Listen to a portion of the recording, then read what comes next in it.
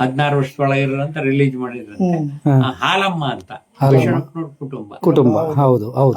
ಅವರು ಜೈಲಿಗೆ ಹೋದಾಗ ಅಂದ್ರೆ 3 ಜನ ಜೈಲಿಗೆ ಹೋದವರು. ಜೇಣನ್ ಚಿಕ್ಕ ಹುಡುಗ ಅಂತ ರಿಲೀಸ್ ಮಾಡಿದ್ರಂತೆ.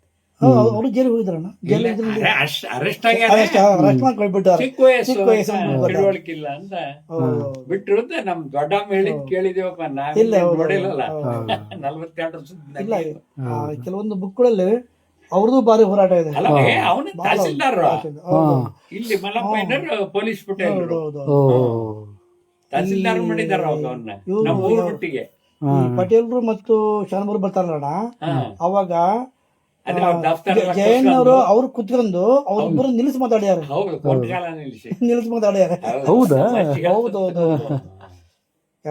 ಇದು ನೋಡಿದ್ರೆ ಆ ವಯಸ್ಸಲ್ಲಿ ಎಂತ ಧೈರ್ಯ ಅವರಿಗೆ ಅಂತ ಒಂದು. ಅಂದ್ರೆ ಅವನು ಇಲ್ಲಿ ಯಾರು ಇಲ್ಲಲ್ಲ, ಹಂಗಾಗಿ ನಮ್ಮ ಮನೆ ಅವನೇ ಮಗ ಆಗಿಬಿಡುತ್ತೆ. ಅವಾಗ ಯಾರು ಇಲ್ಲಲ್ಲ ನಮ್ಮ ಮನೆಗೆ. ನಮ್ಮ ಅಪ್ಪಾಜಿ, ನಮ್ಮ ಅಜ್ಜಿಗಳು 2, ಇನ್ನು ಉಳಿದಾರೆಲ್ಲ ಹೆಣ್ಣು ಮಕ್ಕಳು. ಹಂಗಾಗಿ ರುದ್ರಪ್ಪರೇ ಅಣ್ಣಾರ ಸರ್. ರುದ್ರಪ್ಪರೇ ಅಣ್ಣ. ಬಸವಣ್ಣಪ್ಪಗಿಂತ ಅಣ್ಣಾರು. ನಮ್ ತಂದೆ ಅಕ್ಕನ ಮಗ ಜಯಣ್ಣ ತ್ಯಾವಣಗಿ ಸಾವುಕಾರ ಮನೆ. ಅಲ್ಲಿ ಸಾವುಕಾರ ಮನೆ ಅಂತ. ಹೌದು ಹೌದು, ಸಾವುಕಾರ ಮನೆ ಅಂತಾನೆ. ಅವ್ರ ಮಗ ದೇವರಾಜ್ ಅವರು ಫೋನ್ ಮಾತಾಡ್ತಾ ಇರ್ತಾರೆ.